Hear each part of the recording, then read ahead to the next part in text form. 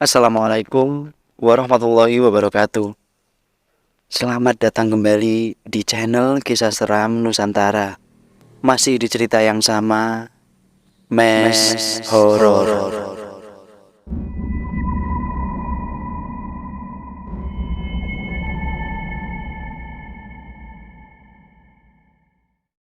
Mes Horor.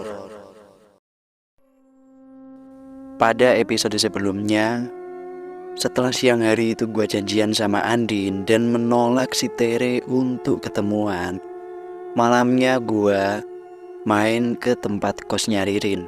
Dan setelah dari kosnya Ririn, ya kalian tahu sendirilah yang sudah mendengarkan part sebelumnya dari cerita ini.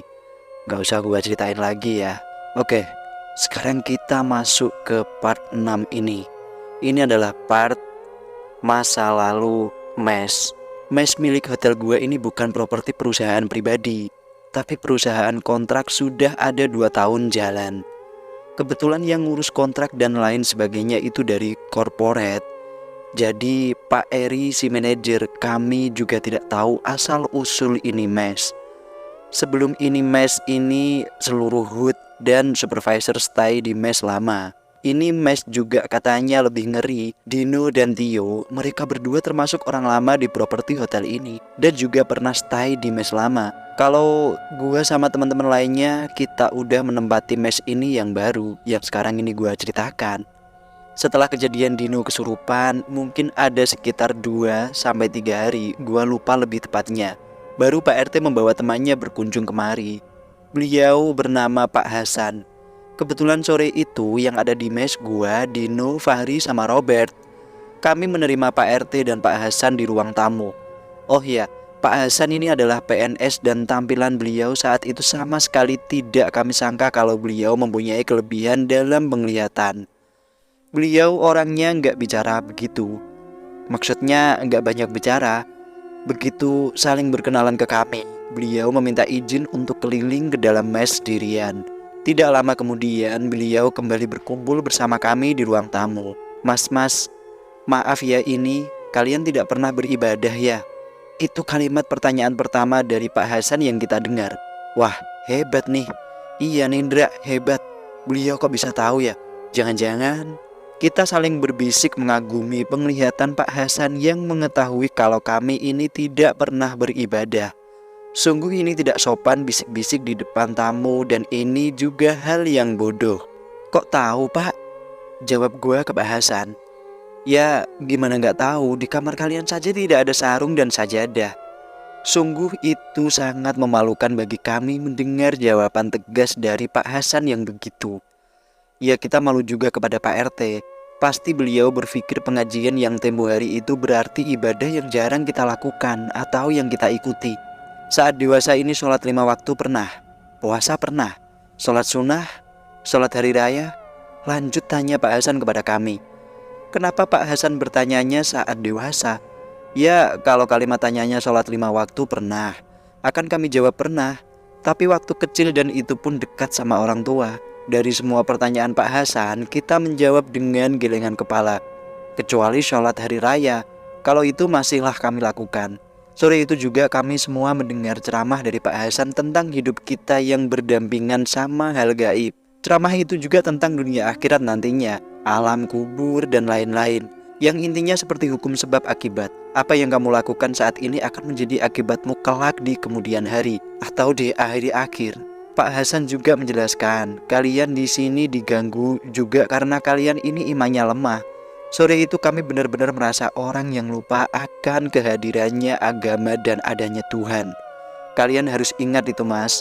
Tutup beliau sebelum menceritakan apa yang dilihatnya saat keliling mes tadi.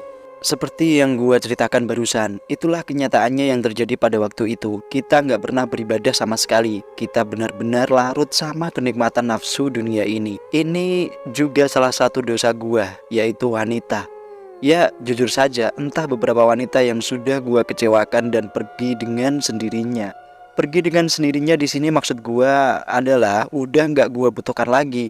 Tapi di saat gua mengenal Tere dan Hesti, seseorang Andra mulai tahu apa itu rasa dan asa sesungguhnya. Ya walaupun gua nggak memiliki Tere, paling tidak sekarang dia sudah banyak merubah diri ini ke arah yang lebih baik. Dalam pelukannya yang hangat di pantai, gua ingat kata-kata ini. Ingat Dra, kamu itu orang yang punya pendirian dan prinsip yang kuat. Itu yang gua suka dari lo. Kalau memang kita tidak berjodoh, gua minta maaf ya Dra. Ini dulu juga kesalahan gua. Kurang lebih begitu yang diucapkan olehnya saat mengunjungi gua di Gili Trawangan. Dan itu sudah berstatus istrinya orang. Kembali ke cerita. Pak Hasan menjelaskan banyak hal sosok makhluk gaib apa saja yang ada di mes ini. Perwujudannya ada anak kecil, genderuwo, dan perempuan dengan muka hancur sebelah. Dan lain-lain, masih banyak lagi. Maaf gua nggak bisa sebutkan. Kami yang mendengarnya jadi bergidik ngeri. Ya gimana nggak ngeri sebanyak itu. Bahkan Pak Hasan dengan teganya memberitahu ke kami lokasi kesukaan mereka di mana saja. Ini sekarang sudah jadi mes ya. Dulu ini rumah tetangga saya. Bangunannya sudah banyak yang dirubah dan ruangan-ruangannya juga sudah banyak yang berubah. Dulu kamar di sini, kalau tidak salah cuma 3 kamar saja. Pantas saja sekarang ada lorong di tengah, bukan lagi ruang keluarga. Jadi gimana Pak? Ucap Pak RT. Ya mau gak mau memang harus dilakukan Pak, jawab Pak Hasan. Maaf ini Pak, dilakukan apa ya? Tanya Dino. Kalian siap mendengar? Jawab dari Pak Hasan. Kami menjawab seakan yakin kalau kita ini siap dengan apa yang akan didengar oleh telinga ini. Sebelum memulai cerita, Pak Hasan meminta izin ke kami untuk menyalakan rokok kretek dahulu. Beliau memperhatikan wajah kami satu persatu. Entah maksudnya apa, tapi tatapannya seperti melihat yang mungkin tidak bisa kami lakukan. Dulu mes ini rumahnya teman bapak, kemudian anak perempuannya ini menikah sama orang perantauan seperti kalian. Dan menempati rumah ini setahun, 2 tahun, bahkan sampai menunggu hampir 10 tahun. Itu pasangan suami istri juga sudah berbagai cara berusaha punya momongan. Tapi Allah mungkin belum menghendaki mempunyai keturunan. Mungkin memang sifat manusia jika nafsu sudah menguasai, pasti cara apapun akan ditempuhnya. Bukannya meminta kepada sang pencipta, tetapi mereka ini malah meminta pertolongan ke mereka yang menyekutukan Tuhan.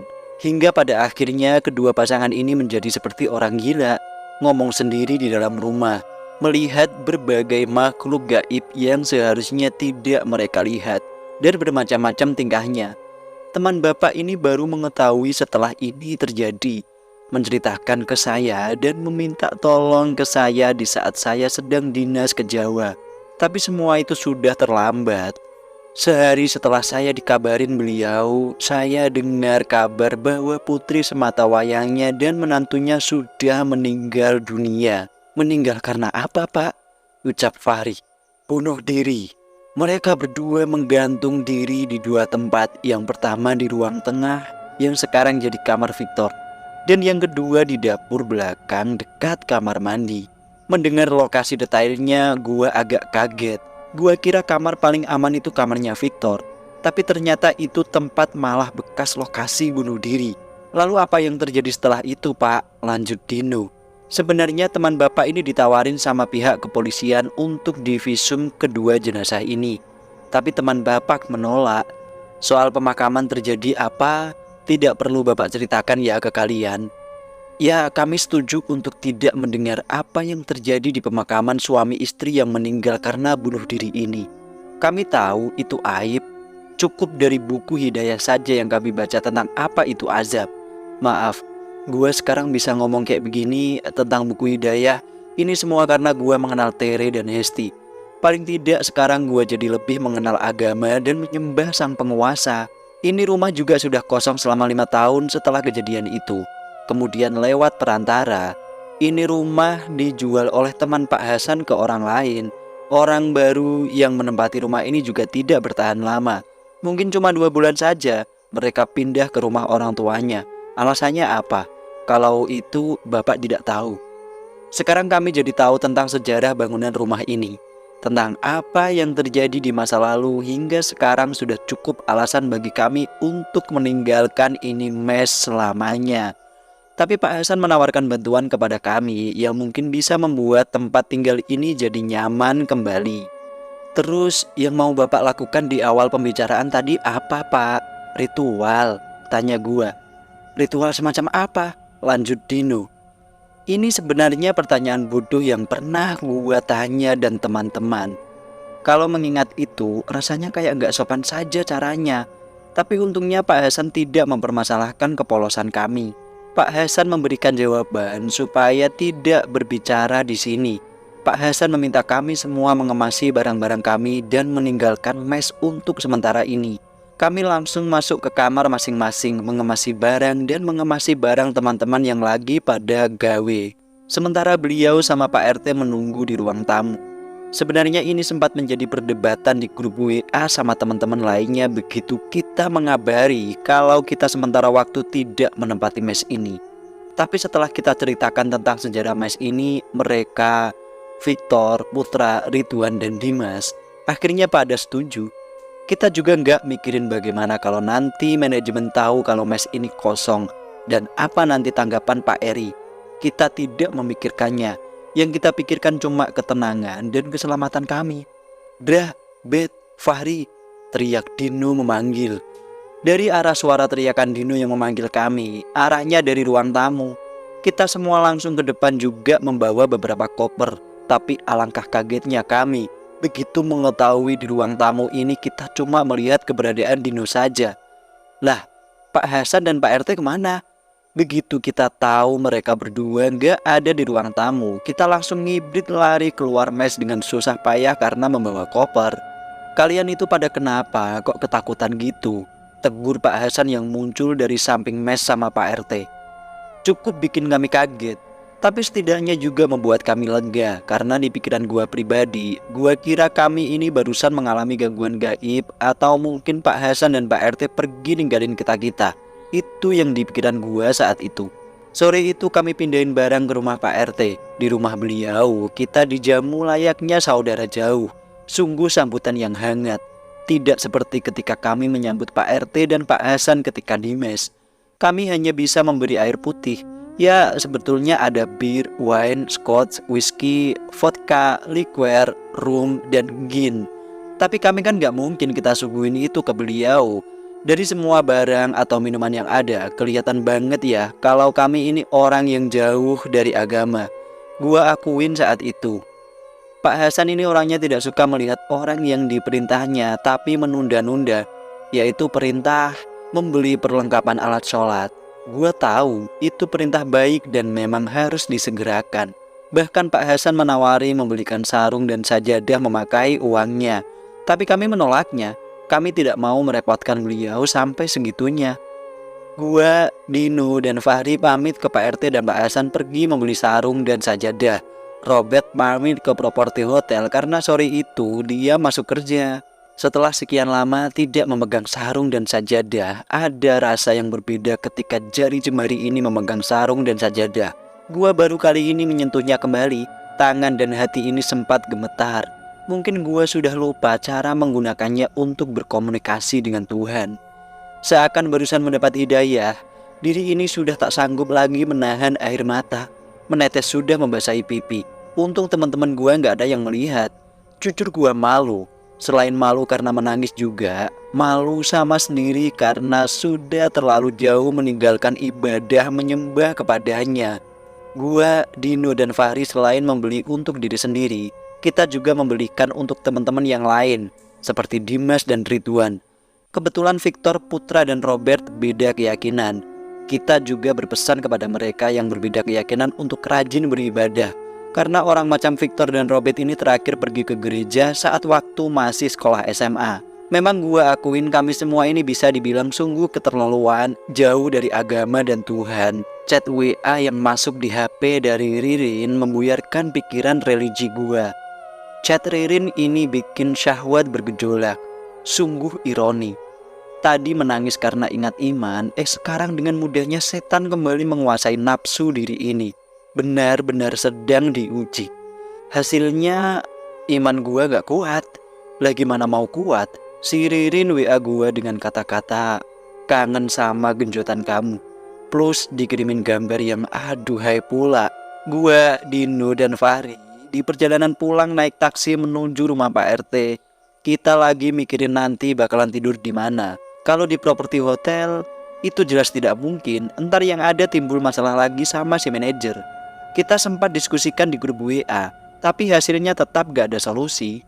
Yang ada malah bercanda, tidur di pom bensin lah, musola lah, bahkan ada yang ngomong tidur di warnet. Anjrit emang. Terbesit gua ada ide gila, tidur di kosan Ririn. Gua coba kontak Ririn kalau mau tidur di kosannya. Gua ngarang cerita ke Doi kalau mes tempat gua gawe lagi direnovasi. Doi menyambut baik, tapi Doi keberatan kalau harus menampung 7 temen gua lainnya. Tapi syukurnya Ririn memberikan solusi ke gua, ke kontrakan temennya yang kebetulan temennya Elsie dan cewek BO. Begitu denger hal tersebut, gua pikir ini surga dunia. Tapi apa yang dilakukan Ririn ini tidak cuma-cuma. Kebetulan teman-teman Ririn juga pada suka minum. Maka kami menawarkan pembayaran dengan 2 botol Scotch Whisky dan 1 botol Campeng. Gua hanya bisa menawarkan pembayaran ditukar dengan itu. Lagian itu barang juga kita tidak pernah keluar uang untuk membelinya. Andai saja pada waktu itu Tere mengetahui hal ini, gue yakin Tere tidak salah memilih pasangannya yang berseragam. Tapi di saat gue bertekad untuk tobat, Tere berhasil meruntuhkan apa yang gue yakini selama ini, yaitu keyakinan sebelum janur kuning belum melengkung, gue masih bisa merebut hatinya kembali. Kenyataannya gue terlambat. 5 bulan jalan, gue kerja di sini dan tempat hari Jumat seminggu sebelum gue resign dari ini properti hotel. Kebetulan siang itu juga lagi ada Hesti makan siang di resto sama gua. Tere menyempatkan diri datang ke office gua untuk mengabarkan hari bahagianya.